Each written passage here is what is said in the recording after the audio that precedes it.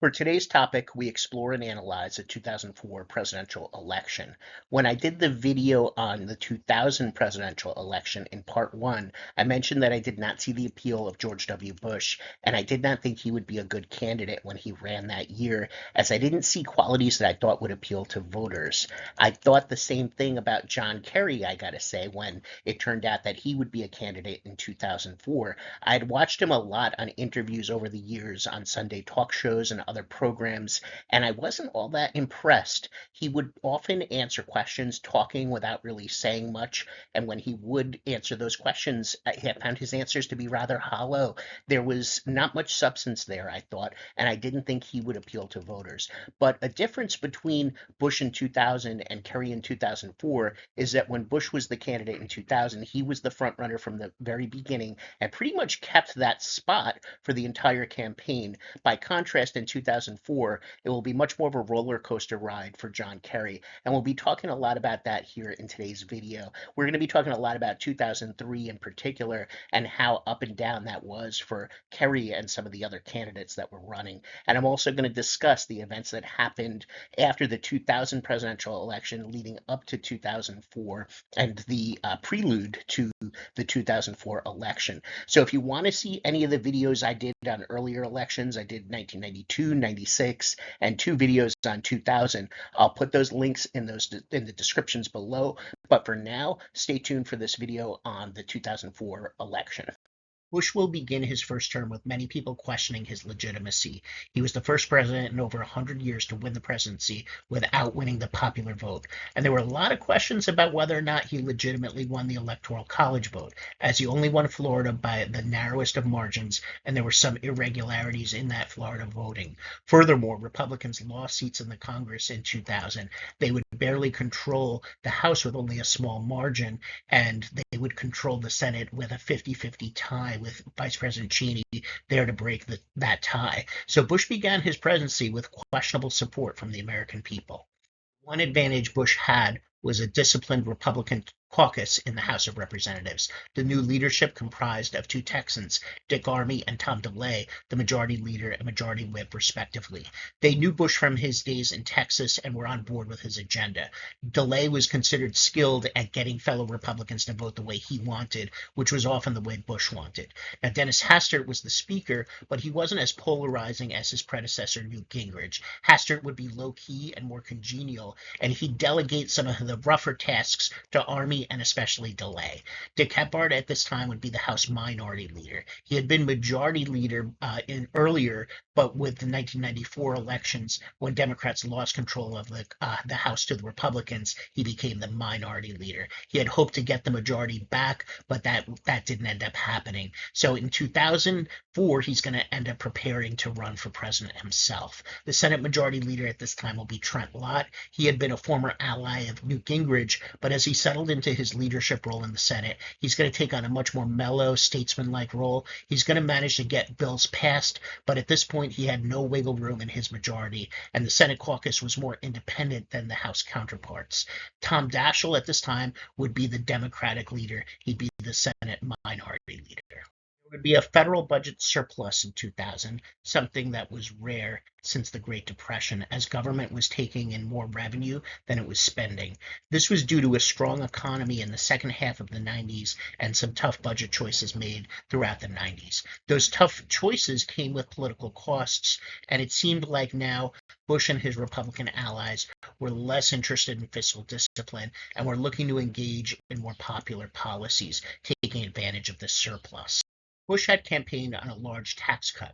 The chart here shows how the different income tax brackets would change under the new plan. Congress would pass something very close to what Bush campaigned on, only watering it down slightly to appease some Senate Republican moderates. It also would cut the capital gains tax and the estate tax. By taking in less money in taxes without offsetting that with spending cuts, they were making it so there wouldn't likely be surpluses in the future. And if there were to be any unexpected need for more spending or an economic downturn, there would likely have to be deficits again. So as you can see here from this chart, most of the income tax brackets did see decreases under this plan. So Americans almost across the board were getting tax cuts, but with the government taking in less money, they were running the risk that there might have to be deficits again, especially if there was anything unexpected to happen in the future. Bush also passed an ambitious education bill called No Child Left Behind. Historically, education had been left up to state and mostly local governing bodies with little federal involvement in the education system at all. Each school district was locally controlled by local school boards that governed policies and budget. This new bill greatly increased the federal presence in schools. It provided benchmark schools needed to meet in graduation rates and required each state to undergo standardized testing. The schools would be scored on those standardized tests, and each school's scores would be publicized. If schools continued to underperform on these measures, they would have to undergo a federally overseen reform directive. Parents in underperforming schools would be allowed to get vouchers to switch schools, and eventually schools risk closure if there was to be continued underperformance. There would also be money spent on education under this plan, and it had broad bipartisan support, but it also had critics on both the left and the right. The emphasis on standardized tests could potentially lead to teaching to the tests, resulting in less creative and innovative teaching. So there was also a focus on reading, writing, and arithmetic, and this would be at the expense of social sciences, liberal arts, foreign languages, and other subjects. So if schools knew that they would be scored on certain measures, they would put time and resources into those things that would help with those measures. With time and resources being finite, that meant that less time and resources would be spent on those things that weren't as emphasized in the No Child Left Behind program. So critical thinking, analysis, and creativity were not emphasized as much as math and literacy under this plan. And that was why there were some people who didn't like the No Child Left Behind Act and why there was some opposition to it. Mid-year, Vermont Republican Senator Jim Jeffords will decide to leave the Republican Party, become an independent, and caucus with the Democrats, turning control of the Senate over to the Democrats and making Tom Daschle the new majority leader. Jeffords vaguely stated that he thought that the Republicans had moved too far to the right, and that was why he switched, although he never really stated what it was about the Republicans at that particular moment that caused him to switch at that time, whereas he had stuck with the party during the Reagan era, during the Gingrich era, during earlier periods where there certainly were contentious issues. But nevertheless, this would change control of the Senate and affect politics moving forward. Then on September 11th, 4 planes would be hijacked. 2 of the planes would be used as a missile and flown into each of the 2 towers at the World Trade Center. A 3rd plane would be run into the Pentagon, where the leadership of the military presides. The 4th plane crashed in Pennsylvania after passengers wrestled control away from the hijackers. This would greatly affect the tone and trajectory of American politics and culture. Something like this had not happened at this scale before, and Americans certainly were impacted. The attacks were orchestrated by an organization called Al Qaeda, led by Osama bin Laden and planned by Khalid Sheikh Mohammed. It was a worldwide organization that adhered to a form of Islam called Wahhabism. It was a very orthodox religious system and a very militant political ideology. Besides the attacks on the United States, Al Qaeda would organize attacks elsewhere in the world before and after September 11th, going after anything they believed went against the values of their political ideology. And this included non-Muslims, Shiite Muslims, and Muslims that they thought were too secular. Most of the finances came from Saudi Arabia, which is where bin Laden and most of the hijackers were from. But they had members and sympathizers throughout the world. The reason why they attacked the United States was due to a long list of grievances, but at the top of that list was something related to the aftermath of the first war against Iraq in 1990. The U.S. had put military bases in Saudi Arabia to protect that country from Iraq. Al Qaeda members saw this as going against Islam, as Saudi Arabia was a sacred place to them, and they thought that the U.S. was being non-Muslim shouldn't be there, and they wanted the U.S. to leave Saudi Arabia. Bush's initial response to the attacks was received well, even by former critics. He rallied the country as it cleaned up the damage from the attacks. His congenial and warm personality was well suited for a country that was confused and taken aback by the events. New York Governor George Pataki and New York Mayor Rudolph Giuliani were also widely appreciated for their responses. It might be hard to imagine, but both of those offices, the mayorship of New York and the governorship of New York, were held by Republicans in 2001. The attacks had been a surprise, and there was thought that U.S. intelligence was not on their A game in the lead up to these attacks, and there were real concerns about future attacks. To combat Al Qaeda and other terrorist organizations, Bush pushed for the passage of the Patriot Act, which would add new surveillance powers to law enforcement agencies and make it easier for law enforcement to obtain and share information with each other. In the House, it passed 357 to 66. In the Senate, only one senator voted against it, and that was Russ Feingold from Wisconsin. Of the 2004 presidential candidates, only Representative Dennis Kucinich would vote against the Patriot Act. Around the world, most countries rallied behind the United States, including many Muslim countries.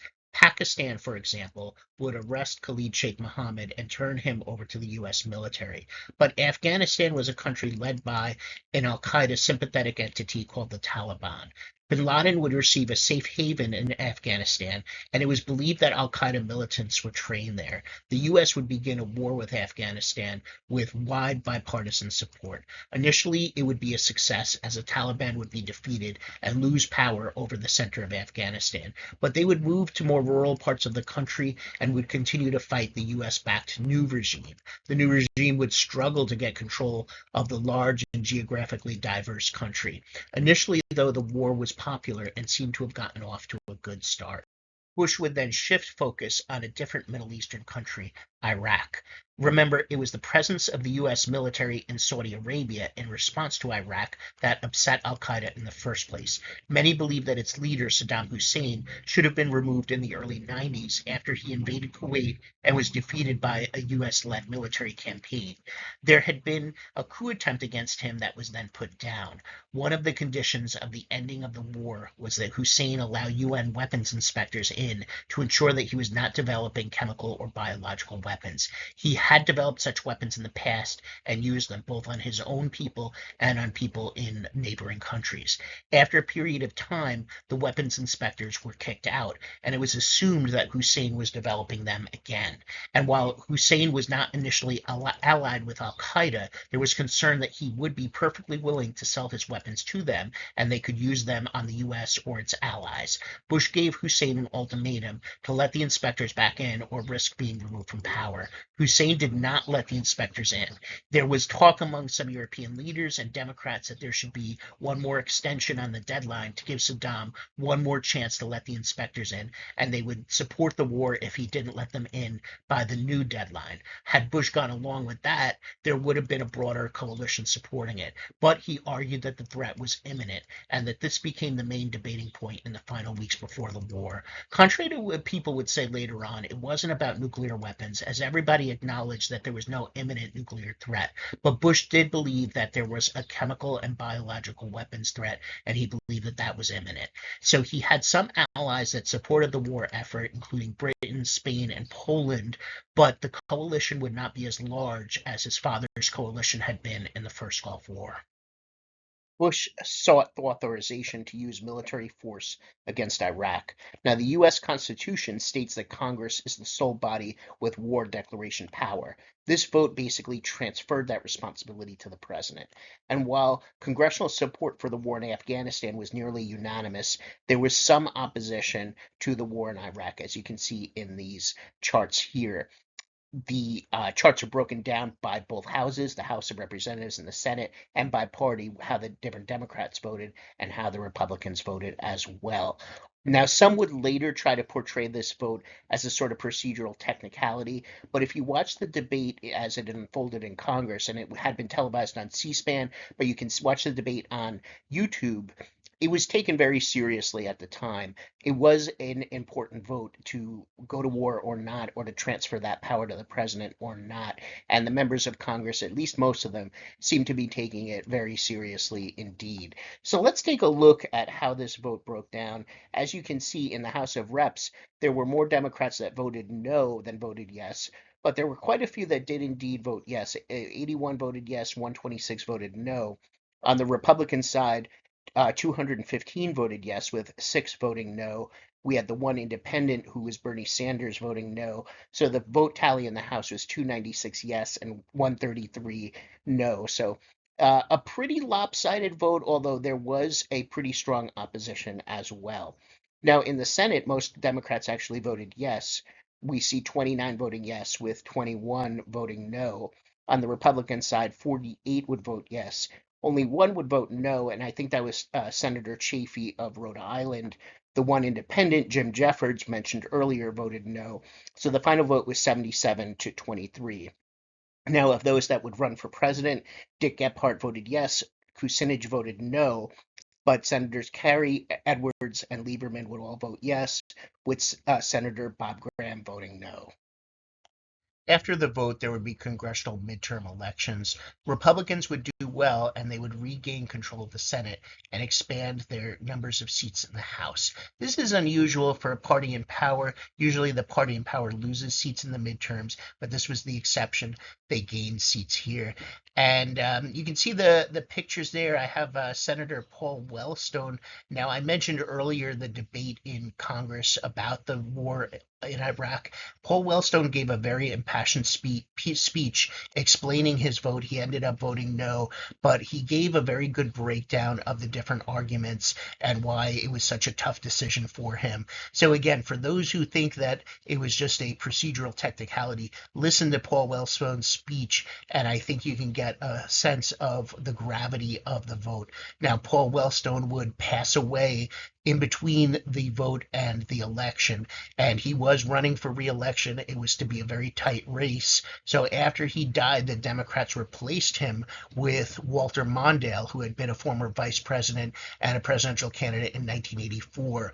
But Mondale would end up losing that election, and the Republicans would gain that seat in Minnesota. We're also going to see Elizabeth Dole, a former presidential candidate that we talked about in earlier videos. She's going to get elected to the Senate this year, winning a seat in North Carolina. We're also going to see Lamar Alexander, somebody that we talked about in prior videos. He's going to win a seat in Tennessee. So also here we're going to see the Democrats actually gaining a seat in Arkansas. So the Democrats still showing some life in that state, and they would end up losing ground in Arkansas later on, but they're still in the early 2000s able to win a seat there. Now, other interesting races in Missouri. In 2000, we had seen a deceased person, Mel Carnahan, actually win the race against John Ashcroft. And after he was deceased, his wife was appointed to the seat. Now in 2002, the wife is going to run for re-election, but would end up losing the seat. So Missouri is going to go back to the Republicans. And we're also going to see a very contentious race in Georgia that the Republicans are going to end up eking out a victory. So they will regain the Senate with these results and pick up some seats in the House. Although Republicans will win back control of the Senate, Trent Lott would not be the one leading the Senate moving forward. During the 100th birthday celebration of the outgoing oldest member of the Senate, Strom Thurmond, Lott would make controversial comments. Thurmond had run for president in 1948 under a pro-segregationist platform. In Lott's speech, he implied that the country would have been better off if Strom Thurmond had won. Lott indicated that he didn't mean to say that he supported Thurmond's 1948 platform, but he was just trying to cheer up the old man, and he was trying to celebrate his life and his career. And by specifically bringing up a part of that career that was not well regarded, he came off as tone deaf and insensitive. So Lott would remain in the Senate to serve out his term, but would step down as leader. Bill Frist would become the new majority leader. And incidentally, with Strom Thurmond stepping down that year, Lindsey Graham is going to take over that seat in South Carolina. Bush's approval rating will be very strong in the first half of 2003, but will start to decline in the second half of the year as the popularity of the war in Iraq will weaken. The attitudes of Democrats and progressive will more strongly turn against him. He was respected for his initial response to the September 11th attacks, but as the war with Iraq continued, the dislike of Bush among Democrats and progressives will intensify. Anti-war protests will start to grow in number and intensity, and personal dislike of Bush will certainly grow along with it. So you can see broken down here, we have Bush's approval rating both amongst the overall country and amongst Democrats as well. And we see it pretty strong in that first half, but then start to decline as the year progresses. It declines more, though, amongst Democrats, and as we can see, very low numbers of approval there. Now, his approval nationwide was not terrible. I mean, it's still, low to mid 50s, but he's starting to show signs of vulnerability, and Democrats think that they have a shot of potentially beating him during this time. So let's talk about the Democratic presidential candidates who are going to spend much of 2003 raising money, campaigning, and positioning themselves. The war in Iraq was the number one issue, and this would really be the first time in any of the elections we've covered here where a foreign policy issue will be so front and center. But also issues like the Patriot Act and No Child Left Behind will be important, as will the sort of normal sort of issues like taxes, gun control, and other topics like that will certainly be important. Healthcare, but the war in Iraq is certainly going to be the number one issue here. Because Al Gore came so close in 2000, there was speculation that he would run again. And there was a point where he seemed to be seriously considering it. Some candidates held off on starting their campaigns until Gore announced his decision. But ultimately, he decided now not to run, seeming to prefer a private life. Joe Lieberman of Connecticut was one of the people who held off on announcing until Gore announced his intentions. Lieberman had been Gore's running mate, and when Gore said he wasn't running, Lieberman jumped in.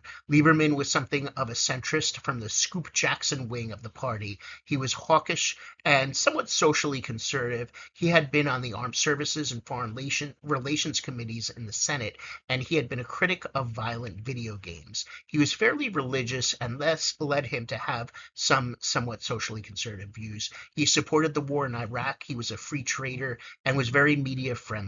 He had the most name recognition of the candidates listed here, having been the 2000 vice presidential candidate. Now, John Kerry was also very media friendly. As mentioned, he was a frequent guest on TV political talk shows, and perhaps because he had national ambitions, and perhaps why he was so often on those Sunday shows is because maybe he didn't go home as much as other members of Congress did. Kerry was a senator from Massachusetts who had replaced Paul Tsongas, somebody we had talked about in the 1992 video. Kerry was also a Vietnam veteran and had been an advocate for POWs, but he had also been an advocate for normalizing relations with Vietnam. Otherwise, he was a fairly mainstream Democrat, not particularly liberal, but somewhat liberal. He voted for NAFTA, he voted for No Child Left Behind, and the Patriot Act. He did vote against the Defense of Marriage Act, which would have limited recognition of gay marriages only to states that recognize them. So by voting against the Defense of Marriage Act, he was supporting gay rights in that regard. Lieberman had voted for the Defense of Marriage Act, and Bill Clinton had signed it into law. So Kerry wanted to keep most of the Bush tax cuts in place, but he did want to change it so that the top two rates that had existed prior to Bush's changes would go back to how they had been before. Dick Gephardt, a representative from Missouri, had run in 1988, and he had won the Iowa caucus and came second in New Hampshire. He had been in the House leadership throughout the 90s, and he was a big advocate of laborers and unions. He got the endorsement of the Teamsters during this campaign. He was a protectionist who had voted against NAFTA, and he favored expanding health care coverage through employer mandates and the expansion of Medicaid, and was willing to go back to pre-Bush tax codes in order to pay for that healthcare program. Though on the left on economic issues, he was somewhat socially conservative, while other candidates hedged on whether or not they believed gay marriage should be legal. He said that he did not think so and had voted for the Defense of Marriage Act. On paper, it would seem like Bob Graham was an ideal candidate. He was from Florida, the closest state electorally in 2000. If a Democrat could win there with a home state advantage, it would make winning the Electoral College much easier. He had been a governor and a senator, so he had executive experience running a large state and also dealing with national and international issues as a senator. He was a moderate, probably to the right of Kerry and Gephardt, but had voted against the war. But Bob Graham lacked the charisma to generate the kind of enthusiasm needed to win, to get his campaign off the ground. He just didn't have that pizzazz. And in a pre-television era, he might have been a strong contender, but his more subdued demeanor would be a weakness in the television era. So he's going to end up dropping out before Iowa, just not able to generate enough support to maintain a winning campaign. John Edwards had been a senator for one term in North Carolina. Prior to that, he had been a trial lawyer. The issue of whether or not there were too many frivolous lawsuits in America had been a growing concern for many during this era. This gave trial lawyers something of a disadvantage, although this was more of an issue in the Republican Party than the Democratic Party. Edwards had a degree of Southern charm that caused many to compare him to Bill Clinton. He had humble origins. He often spoke of being a son of a mill worker and a grandson of sharecroppers. But Clinton was better at knowing when not to overdo it. And Edwards would bring up this son of the mill worker thing so much that it stopped seeming so humble and seemed more scripted and inauthentic. He did make fighting poverty and expanding access to college and housing for the poor major parts of his campaign. He was also a protectionist against free trade. He had voted for the war in Iraq, as mentioned earlier. Dennis Kucinich was a congressman from Ohio, and prior to that, he had been a mayor from Cleveland. As the mayor, he upset the local mafia, and they put a hit out on him. After he stopped being mayor, he was roommates with Shirley MacLaine for a period of time. He had a strong progressive voting record and had favored universal government-run health care. He had one of the most pro-environment and anti-gun voting records in the Congress, and he was for gay marriage. Like Dick Gephardt, he had been pro-life in the past, but had moved more to a position where he now favored legal abortion. He voted against the Patriot Act, the No Child Left Behind Act, and the war in Iraq. So, he had a lot of credentials that, might be appealing amongst progressives, but there was a sense that there was something maybe a little bit off about him, that he wasn't quite a mainstream candidate. He was regarded as maybe something of a fringe candidate. It didn't help him that at one point he stated that he had seen an object in the sky that he couldn't identify, a sort of UFO, and that gave the sense that, rightly or wrongly, that maybe he couldn't be electable in a general election. But, for progressives that wanted somebody who would fight the fight for their causes, he certainly was that person. Howard Dean had been governor of Vermont from 1991 to 2003. He was known as a pragmatic, moderate governor, different from the reputation he would develop as a candidate. He had a comfortable in his skin demeanor, and I lived in Vermont during the last 2.5 years he was governor, and I encountered him one day when he popped into a conference that I was attending. He gave a short speech, and the people in the room responded well. In his press conferences, he gave very direct answers to questions, which was very different from John Kerry and many other politicians. He would often, at the end, ask, "Does anybody else have any questions? Are you sure?" And that's not the kind of thing you normally get from politicians, but he, liked to engage. He liked that conversational style, and he had an off-the-cuff, straight-talking conversational style that helped him in retail politics. And he would emerge from being an obscure candidate in the spring of 2003 to a formidable first-tier candidate by midsummer. As I mentioned, he had been a moderate governor. The NRA was actually okay with his gun policy, so he was kind of a moderate on gun issues. And the environmentalists sometimes criticized him for not being pro-environment enough. But he would take some positions that helped him with progressives during the campaign. The Vermont Supreme Court had forced the government to come up with a clear policy regarding gay marriage. Howard Dean got behind a concept called civil unions, and it worked like marriage legally, but was not marriage in name. And this was about as far as most states had gone at the time. And it was controversial, even in Vermont, which was considered a generally progressive state. There was certainly a contentious opposition to this civil unions idea. And it cost him politically, and the gay rights movement respected him for that. But more than that, he was against the Iraq War from the beginning. And as the war became increasingly unpopular, especially among activist Democrats, it helped Dean to galvanize an enthusiastic support behind him. He had also opposed the No Child Left Behind Act and the Patriot Act, which again, most of the members of Congress, not counting Dennis Kucinich, had supported those acts. So it certainly distinguished him and allowed him to pick up a lot of traction and enthusiastic support during the summer and fall of the campaign of 2003.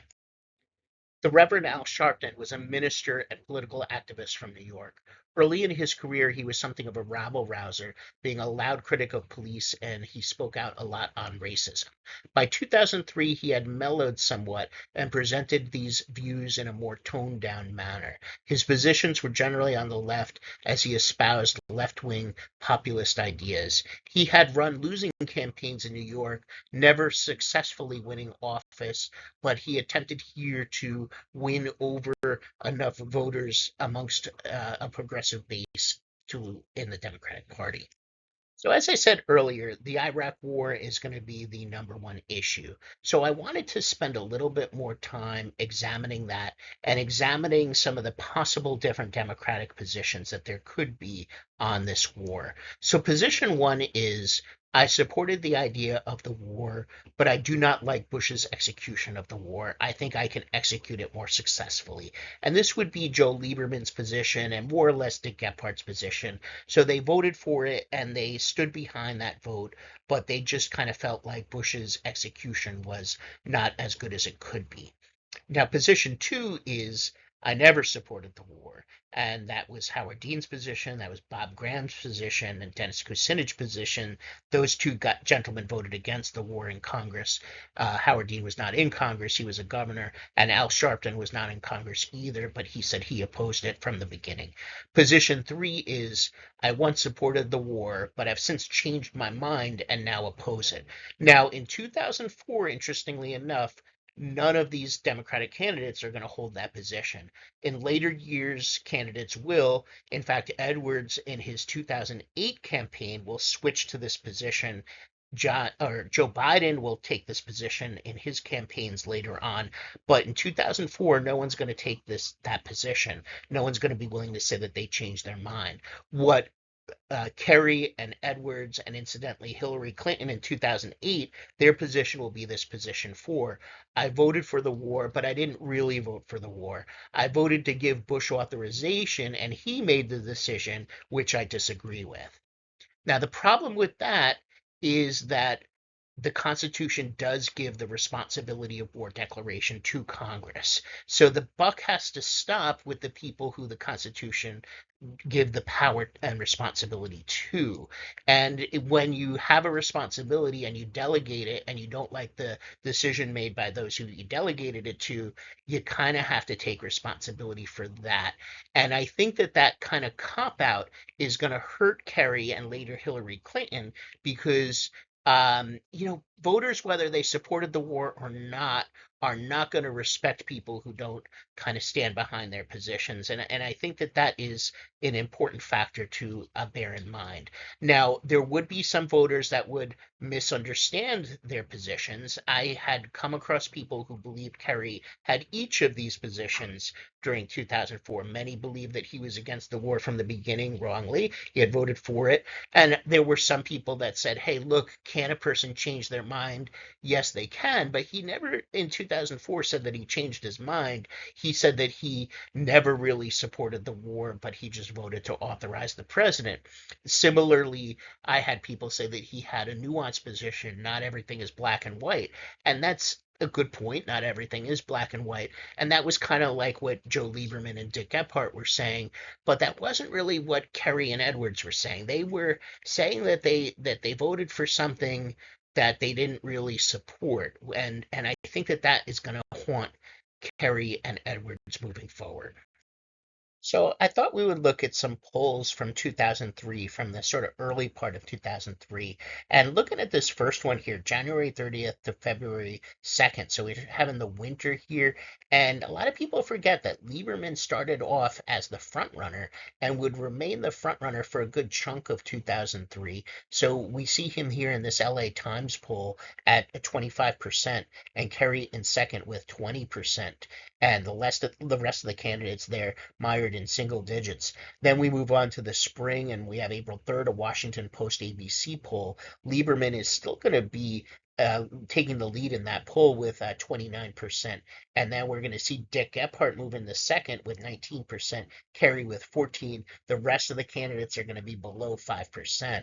But then a few weeks later, USA Today Gallup is going to have a poll, and we're going to see still Lieberman in front there with 22%, Kerry in second with 18, and Gephardt with 16. But some of the other candidates are moving up at least above 5%.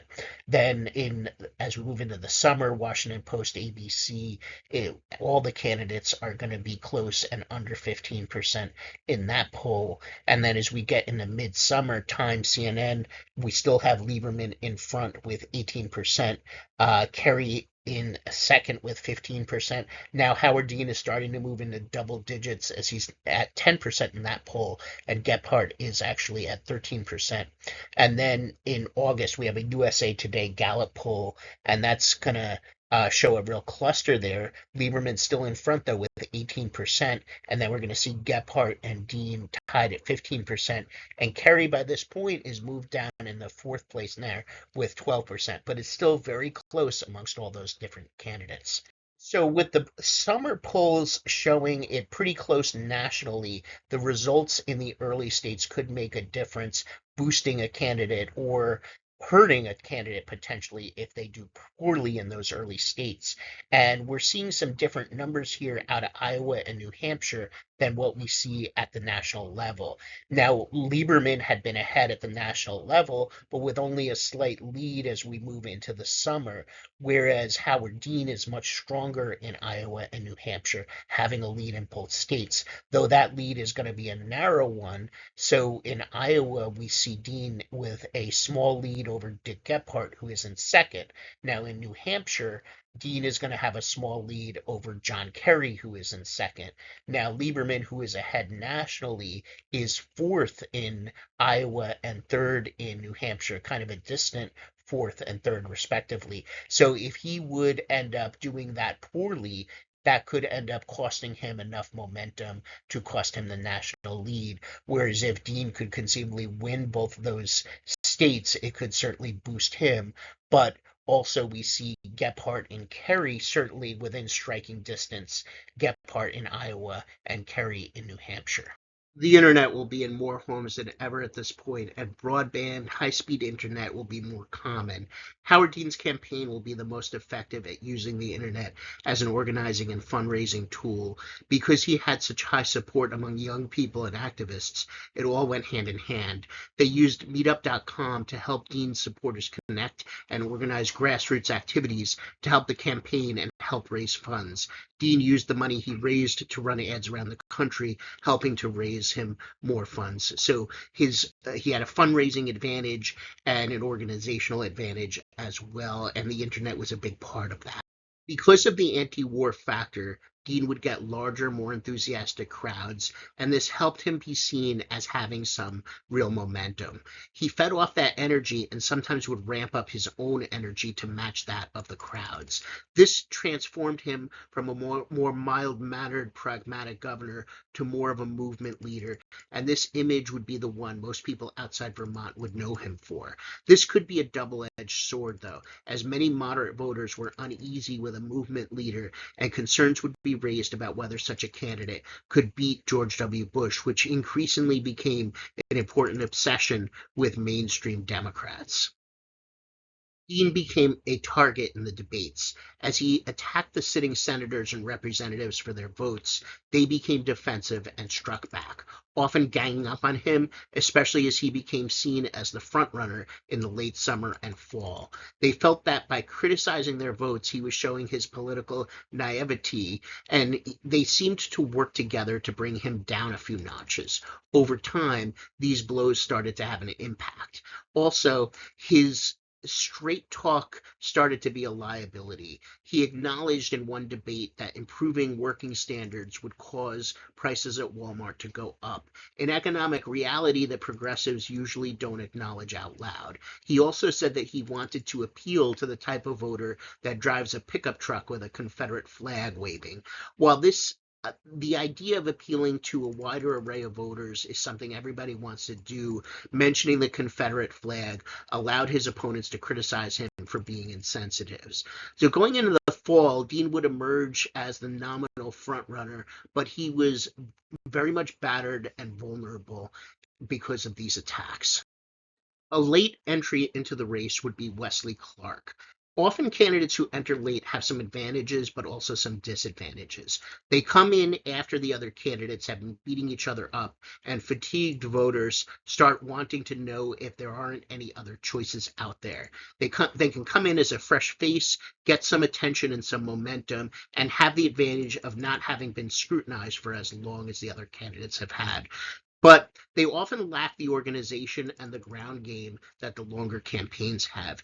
And they also haven't had time to make mistakes and then make adjustments from those mistakes and become better candidates because of that. So any mistake they do make becomes more pronounced because they just don't have as much time to make adjustments. So let's take a look at some polls from the fall of 2003, and we see Dean taking the lead nationally in this CNN USA Today poll. The first one from October 24 to 26, it shows him with a 1-point lead there. And we see Wesley Clark in second now with 15%. So remember, Clark had entered the race late, but he got a little momentum going during this period. And Gephardt and Lieberman are tied for third. Kerry's in fifth place during this time. So we see Kerry struggling during the October period. And then from December 5th to the 7th, CNN and USA Today are going to do another poll. We see Dean with some stronger numbers here at 25%. Clark is up too. He's at 17%. So his percentage is up, but the distance between Dean is greater. Now, Gephardt is in third with 14%, but we see Kerry and Lieberman dropping, and Kerry is now at 7% in fourth place. But as we talked about before, the momentum can change in Iowa and New Hampshire. They can affect the races nationally. So let's take a look at Iowa here. And again, we see Dean in the lead in these two polls. One is in November, one is in December. So he's at 29%. Gephardt in second with 21%. Kerry in third with 15%. And then in the December poll, it's a little bit tighter there. Dean is at 26. Gephardt is at 22. Everybody else is single digits. So Gephardt's got a fighting chance in Iowa, but his national numbers are not particularly strong. They're kind of middling. So he's starting to think that Iowa is going to be his last stand. If he can't make it there, he may struggle, because in New Hampshire, we're going to see that Gephardt does not have high numbers there at all. So we see Dean pretty strong in New Hampshire. He's got double-digit leads in all of these polls. There's 2 in September, 1 in November, and Dean has double-digit leads in all of them. Kerry is in second.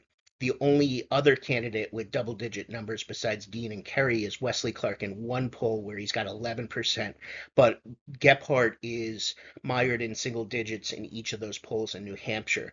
So he's not particularly strong there, and if he doesn't get some momentum with an Iowa win, he's going to, really not be able to win. So Gephardt is going to feel like he's got to put out all the stops in Iowa. He's going to ramp up his campaign there, and he's going to go negative against Dean, running running some pretty tough ads against him, and Dean will reciprocate with some negative ads of his own. So they're going to be fighting each other out there. Now, the interesting thing is that in 1988, Dean had endorsed Gephardt when he ran for president, so they were allies once, but they're not allies here. They're going to kind of get kind of rough here in the last month or so before the Iowa caucus. Now, what's going to happen too is Wesley Clark and Joe Lieberman are going to look at their Iowa numbers and decide that they're going to pull out of Iowa, just as John McCain had done in 2000. It worked for McCain as he was able to follow that up with a win in New Hampshire. So both Lieberman and Clark hope to pull off what McCain pulled off by pulling out of Iowa, focusing on New Hampshire, and hoping to outperform expectations in New Hampshire. So we'll see how that goes. Kerry is going to continue on in Iowa, as will Edwards, and hope that maybe they can outperform expectations there. So we have Dean and Gephardt kind of in a bit of a more negative campaign in Iowa. Lieberman and Clark pulling out, and Kerry trying to do it the best he can as along with Edwards. Up until late in 2003, Dean had been seen as something of an outsider, but then members of the establishment started to back him. We would see Iowa Senator Tom Harkin, a 1992 presidential candidate and now an elder statesman and political stalwart in Iowa, endorse Dean. So did former Vice President and 2000 nominee Al Gore. This despite the fact that Gore's own running mate Lieberman was in the race. Dean hoped that this would ease concerns from voters who thought that he was too outside the mainstream for general election voters. I wonder, though, how much this helped, as maybe some of Dean's supporters who liked his anti-establishment vibe might have become disillusioned by these endorsements, because as much as it might have seemed like this would have helped him, it certainly, didn't help him that much in the end. So with Lieberman and Clark not competing in Iowa, pulling out there, we see Gephardt and Dean beating each other up in Iowa, and John Kerry running a kind of middling campaign. But then Kerry is going to start to gain some traction, and he's going to do so because he's going to focus on his electability. Remember, anti-Bush sentiment was growing, and electability mattered. It was as though Kerry was saying to voters, you might not like me that much, but there's a better chance that other people will like me than the candidate that you actually like. So the basis for this electability argument from him was his past military service. Remember, Republicans had beaten up Clinton over his lack of military service, and to a degree Dukakis as well. So with Dean, he had not served in the Vietnam War, and when asked about it, he had one of these straight talk moments. Now remember, his straight talk could be an asset a lot of the time, but sometimes it wasn't. And I think this was one of the times where it wasn't, because he talked about his medical exemption that he got, and he basically said, look, I didn't want to go to Vietnam. I was happy to get the exemption. And to a lot of voters, they might say, look, I can respect that, but is this going to make him unelectable in the general election? So Kerry is going to focus on his service and say that this is indeed going to make him electable. And he's going to do this in a speech, and Kerry was not known for being a great orator at all, but he's going to have a moment where he does display a lot of good oratory, where he mentions, hey, if they want to question my patriotism, they can bring it on. And as he said this, he got cheers, and it was played on television over and over again, him saying this, bring it online. And it helped him immensely as he gained some traction as the other candidates were flailing. So it drove home this electability argument, and it drove home his past military experience. And for those who wanted to beat Bush, that meant a lot. Now, ironically, the reason why they didn't like Bush so much in the first place, and the reason why they wanted him beaten, was because he supported a lot of policies that John Kerry had voted for as well, like the war in Iraq. But I think what happens is, as you get later in the campaign, you have people that start to pay attention later, and they might not have known how Kerry voted on the Iraq war. They might not have watched all those debates from early on. Maybe all they knew about him was this bring it on speech, and they were impressed by that. So leading into the Iowa caucus, he's going to have some momentum.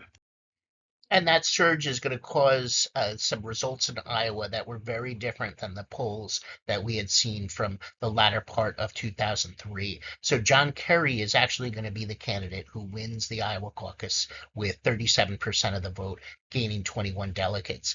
And it's actually going to be John Edwards who's going to come in second with 32% of the vote and 17 delegates. So the negative campaigning between Dean and Gephardt are going to hurt both of them, and they're both going to move further down than what their earlier poll numbers had indicated. So Dean is going to come in third with 17% of the vote, and Gephardt is going to be in fourth with 11% of the vote.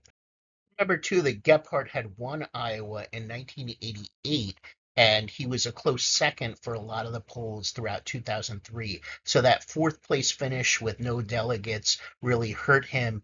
And we saw earlier how weak his poll numbers were in New Hampshire. So after these Iowa caucus results, Dick Gephardt is going to drop out of the race and he's going to endorse John Kerry. So what we're going to see here is we're going to move forward with the next primaries. And I think in this year, 2004, we're going to see one of the tightest calendars I've ever seen in the primaries and caucuses. We're just going to see states going one after another, three after another, four, five. They're all going to go in a very short amount of time. So there's going to be very little time for any of these candidates to kind of regroup and and change the narrative. They're all just going to start piling on with these primaries and caucuses moving forward.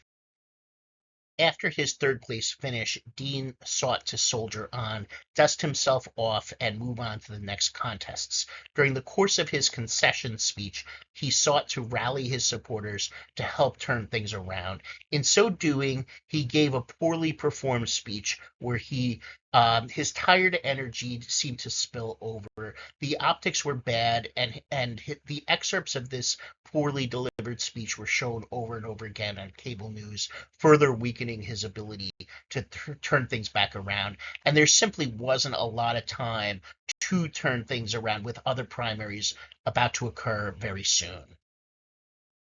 New Hampshire would come next. I lived in Vermont during this time and was just a mile or two from the New Hampshire border where I lived as the Connecticut River formed that border. I was in New Hampshire often, and there was definitely an energy around primary season. Candidates would come often to the area, and signs and activists were everywhere, especially as it got closer to that time where the primary vote happened. I decided to go to Keene, New Hampshire that weekend, but right before the primary, and there were activists from every campaign there, many of them holding up signs in street corners. Now, I met this one guy who came from Monterey, California, and if you saw my California videos, you know that I've spent a lot of time on the Central Coast area of California, and I love Monterey, especially in the winter, as the weather there is always mild and beautiful. Now, the weather in the winter in Vermont and New Hampshire is not mild, and this was late January, so it was especially cold that day. It was like in the mornings, it was double-digit negatives in Fahrenheit, and as it got to midday, it wasn't much warmer. It was maybe single digits positive at that point, so very cold indeed. And this guy from Monterey, he just was not ready for that kind of cold, as when you're used to warm, beautiful weather all the time, and then you suddenly get exposed to such a harsh winter day, your body tends to not react well. And he kind of started convulsing, the poor guy, and he had to be brought inside for the to get warmer because he was kind of just spazzing out there. So it just goes to show you that if you are used to warm weather and then you suddenly decide to go to Vermont or New Hampshire in the wintertime, just be prepared because it can be very cold indeed, especially as it gets towards that time when the New Hampshire primary happens. The New Hampshire primary would happen on January 27th.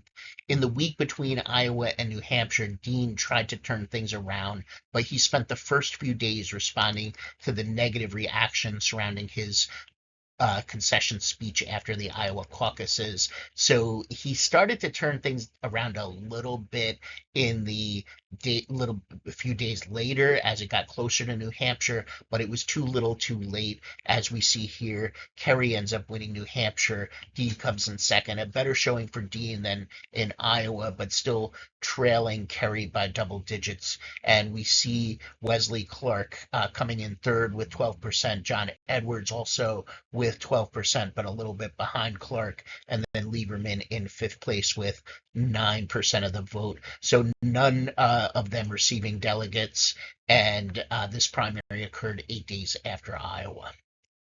So then, just a week later, seven more states would vote, and Kerry, high off his momentum, would win five of those states. Edwards would win one of those states, and then Clark would win one as well. So we see Kerry winning Arizona, Delaware, Missouri, New Mexico, and North Dakota. Edwards is going to win South Carolina. Wesley Clark is going to win Oklahoma. So Joe Lieberman is going to drop out after this February 3rd series of primaries. His best showing is going to be Delaware, where he gets second place, but he tried to win there, but still was a distant second, only getting 11% of the vote. So just getting a sense of how quickly things moved during this particular year. A week later, we're going to see five more states having contests. John Kerry is going to win Michigan, Washington, Maine, Tennessee, and Virginia, sweeping those five states. And on February 11th, we're going to see Wesley Clark drop out of the race and endorse Kerry.